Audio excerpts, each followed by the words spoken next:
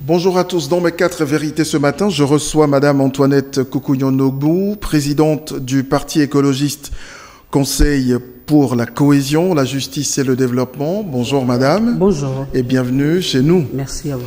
Alors, pourquoi Conseil? Alors, Conseil parce que nous avons choisi de rassembler tous les Ivoiriens autour de notre idéologie, c'est-à-dire toutes les sensibilités de la société ivoirienne. Et depuis quand existe le CCJD? Le CCJD existe depuis le 19 décembre 2016. Et pourquoi vous avez choisi le combat écologique? Oui, parce que les autres partis politiques, il y en a plusieurs, autour de 200 à 300 partis qui ont choisi la démocratie, qui ont choisi, il y a les démocrates, il y a les républicains, il y a les défenseurs des droits de l'homme. Nous avons choisi l'écologie pour mener notre lutte. Donc voici ce pourquoi. Et en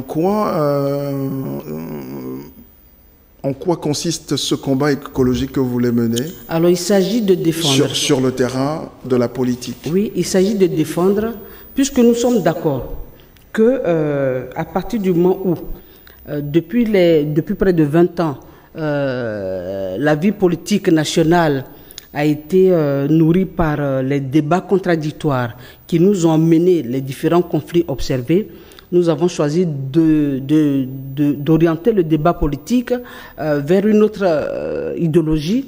Certainement qu'avec ça, on peut avoir des solutions.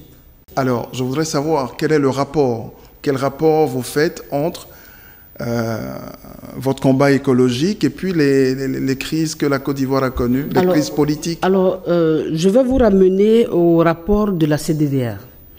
Ce rapport, c'est la commission Dialogue, Vérité et Réconciliation qui s'est chargée de régler, de trouver les causes profondes des différentes crises survenues en Côte d'Ivoire. Et donc ici, ce rapport indique qu'il y a 3 éléments majeurs qui ont nourri les conflits en Côte d'Ivoire. Il y a l'aspect du foncier, il y a l'aspect de la nationalité et il y a la vie politique. Et donc, au vu du rapport, il se trouve que le côté foncier occupe une place prépondérante dans les causes profondes de ces conflits. Donc, surtout que vous venez d'une région où forestière. Il y a régulièrement ces conflits-là. Oui, bien sûr, bien sûr. Alors, aujourd'hui, quels sont les grands défis écologiques de la Côte d'Ivoire? Alors, nous avons relevé au CCJD 3 grands défis. Le premier, c'est la pollution de l'air, la pollution des eaux. Il y a ensuite la déforestation et on peut compter la destruction des sols. Alors, prenons ce premier défi, la pollution. La pollution. Quel état des lieux en faites-vous aujourd'hui? Alors, quand on voit depuis les années d'indépendance de la Côte d'Ivoire, on se résume à dire que les différents régimes qui se sont succédés n'ont pas véritablement trouvé des solutions aux problèmes écologiques que vit la société ivoirienne dans son entièreté. Et donc, au niveau de la pollution, on a encore jusqu'à aujourd'hui la décharge d'Aquido qui continue de recevoir tous les déchets domestiques. C'est inacceptable. C'est inacceptable alors qu'on a des ministères techniques qui peuvent régler, qui peuvent apporter des solutions. Il y a aussi la pollution de la lagune Ébrié. C'est pollué, on n'a pas un circuit pour engranger ou engorger comment on appelle ça, la pollution des industries en Côte d'Ivoire. Dernièrement, nous avons mené une action à la baie du Banco où nous avons observé une pollution vraiment élevée qui est due à l'installation de 2 usines à la baie du Banco. Et donc leurs déchets se retrouvent dans la baie, alors que les riverains pêchent là et se nourrissent de ces poissons. Donc alors, il y a urgence. Il y a urgence. Mais parlons de la baie de Cocody. Il y a un aménagement de cette baie qui est à l'œuvre en ce moment, initié donc par la Côte d'Ivoire et le Maroc. Est-ce que c'est un projet, selon vous, écologique? Forcément, puisque il contribue à améliorer cet environnement-là, cet endroit, parce que il faut dire aussi que cette société, cette plage qui est aménagée là, est mal positionnée au vu du fait que c'est un réceptacle des eaux usées et des déchets d'Abidjan Nord. Qu'est-ce qu'on aurait dû faire? La déplacer et créer une station d'épuration des eaux à cet endroit au lieu d'en faire une baie écologique. Et l'autre défi, le second défi, vous parlez de la déforestation. Oui, la déforestation. Il faut dire que parce qu'il n'y a plus de forêt, il n'y a plus d'arbres, il n'y a plus de forêt, les populations sont à la recherche d'espaces cultivables et donc ils s'étendent partout, ils infiltrent même les forêts classées pour détruire tout le couvert. On dit qu'en 1960, la Côte d'Ivoire avait 16 millions d'hectares de forêt. Aujourd'hui, elle n'en a que 2 millions. Selon vous, c'est quoi la cause véritable de cette déforestation? Alors, on nous dit 2 millions qui restent comme couverts forestiers, mais c'est pas juste.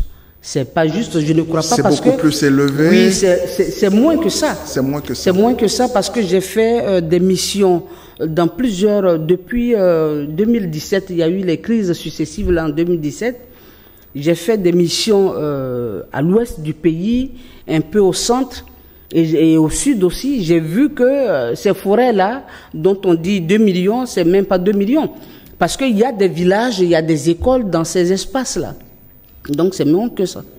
Comment trouvez-vous, comment jugez-vous, comment appréciez-vous aujourd'hui la politique environnementale du pouvoir? Elle est à revoir. Sur quel plan? Sur toute la ligne. Elle est à revoir. Vous trouvez que la politique est... Oui, parce qu'elle ne prend pas en compte toutes les stratifications de cette... elle ne prend pas en compte tout le monde. Ouais. C'est-à-dire qu'on aurait pu impliquer les responsables à la base, c'est-à-dire les populations, aux différentes politiques, projets et tout ça, qui allaient permettre d'endiguer véritablement les questions des Alors, flux. De façon beaucoup plus précise, qu'est-ce que vous auriez proposé? Alors, nous, ce qu'on allait faire, c'est de créer une cellule qui englobe les chefs de terre, qui responsabilise les chefs de terre dans la préservation des acquis naturels, pour que l'environnement soit pris en compte véritablement. Et vous n'avez pas d'autres idées? Bien sûr, mais oui. Par rapport à la pollution, un général ne dit pas toutes les armes qu'il a quand il va en guerre. Bien sûr, mais il y a un autre défi de la pollution de l'air. Oui, les gaz à effet. Les gaz à effet de serre. Oui. Alors, la Côte d'Ivoire veut réduire à l'horizon 2020, à l'horizon 2030, pardon, le taux d'émission de gaz à effet de serre de 28%. Est-ce que vous pensez que c'est réaliste? Ils vont même pas le faire. Vous êtes si pessimiste? Oui, parce que c'est l'État, le gouvernement qui donne les autorisations aux exploitants forestiers d'abattre tous les arbres. Or, c'est la forêt qui constitue le puits qui recueille tous ces gaz. Comment ils font si il n'y a plus d'arbres? Même la forêt du Banco. Regardez ces périphéries. Il y a une activité, une hyperactivité économique, immobilière, et donc la forêt il y a une emprise sur la forêt du Banco. Comment ils font? Parce que même à Abidjan, nous sommes en danger. Nous sommes en danger. Donc vous trouvez qu'aujourd'hui, il n'y a pas encore une véritable conscience écologique? Non, non, non. Ça dit qu'ici, les gens utilisent l'environnement comme source de campagne, comme élément de campagne, comme vocal, voilà, en fond de commerce. Et c'est pas véritablement. Alors, quand le capitaliste détruit la forêt et il met en lieu et place des techs ou bien de l'EVA, c'est à but lucratif, c'est économique. Et là, ça ne résout pas, nous, notre problème. Alors, qu'est-ce qu'il aurait fallu faire? Il s'agirait de conscientiser les populations urbaines dans la protection des arbres, des forêts, en vue de protéger par le même moment l'écosystème. Il y a un autre problème très important, la gestion du foncier. Vous en avez fait votre cheval de bataille. Est-ce que jusque-là, vous pensez qu'on a bien posé ce problème-là? Alors, nous disons, au niveau des tests, les tests sur le foncier, il y a un problème. Nous avons hérité des tests des colons, de l'Occident. Les textes coloniaux.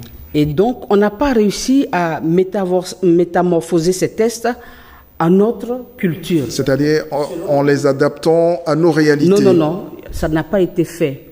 De sorte que aujourd'hui, le propriétaire foncier, le propriétaire de terre, qui devrait être riche de ces terres, ne l'est pas aujourd'hui.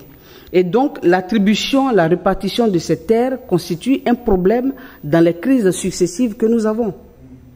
Alors, la question du foncier, vous disiez tout à l'heure que c'est l'une des sources de discorde au plan national. Est-ce que vous pensez que si on réglait mieux, on gérait mieux la question du foncier, ça permettrait également de mieux raffermir la cohésion sociale, de mieux régler les questions liées aujourd'hui à la réconciliation nationale? Bien sûr, nous le croyons parce que nous disons au CCJD qu'il faut que les propriétaires de terres soient responsabilisés. Aujourd'hui, on nous propose l'immatriculation des terres. Alors qu'avec les chefs de terre, les chefs de tribus, dans leur esprit, dans leur entendement, la loi sur le foncier n'est pas faite pour eux. Et aujourd'hui, ils n'arrivent pas à s'expliquer pourquoi un chef de tribu devrait immatriculer à des coûts élevés ces terres qu'il a héritées de génération en génération. Alors nous disons, au lieu de proposer l'immatriculation à un coût élevé, l'État de Côte d'Ivoire, le gouvernement peut, de façon forfaitaire, imposer un prix, un coût, de sorte que, de la même manière qu'on attribue la carte d'identité à chaque individu habitant ce pays, on peut le faire avec les chefs de terre. Ils ne sont pas aussi nombreux. Il faudrait faire un forum national sur le foncier, vous pensez? Oui, bien sûr. Impliquant tout le monde. Toute dernière préoccupation, est-ce qu'on doit parler de réconciliation nationale aujourd'hui ou de cohésion sociale? Alors, je veux dire que le vocable réconciliation qui est utilisé par nos politiques ressemble à une arnaque. Une arnaque politique. Vous trouvez que c'est complètement galvaudé? Oui, bien sûr. Parce que aujourd'hui, les Ivoiriens du Nord, les Ivoiriens du Sud, de l'Est, du Centre et de l'Ouest communient. Ils se marient comme ils le faisaient avant les crises, ils partagent les repas ensemble. Et donc, au jour d'aujourd'hui, on ne peut pas parler de réconciliation parce qu'ils ne sont pas en conflit. Ils ne sont pas en conflit, ils ne sont pas dos à dos. Et donc, ici, il s'agit de trouver une solution véritable à la cohésion sociale, à la cohésion nationale. Et ça passe par la reconnaissance des délits, des crimes commis. Ça passe par le pardon des victimes à l'endroit des bourreaux ou des perpétrateurs. Ça passe aussi par une amnistie générale. Et l'État de Côte d'Ivoire, l'exécutif peut le faire. Mais la réconciliation telle que nous la voyons ressemble à une célébration des vainqueurs. Voilà. C'est-à-dire? C'est-à-dire on gèle les avoirs, on emprisonne toute personne qui ose s'exprimer contrairement aux idées des décideurs. Voilà. Et donc jusque-là, vous pensez qu'on a mal posé la question de la réconciliation, de la cohésion nationale depuis la fin de la crise post-électorale, par exemple? Bien sûr, parce qu'on aurait dû, c'est-à-dire même présenté comme ça, on aurait dû indemniser de façon juste toutes ces personnes qui ont été victimes tous ces villages qui ont été détruits et on aurait pu le faire. Merci et très bonne journée.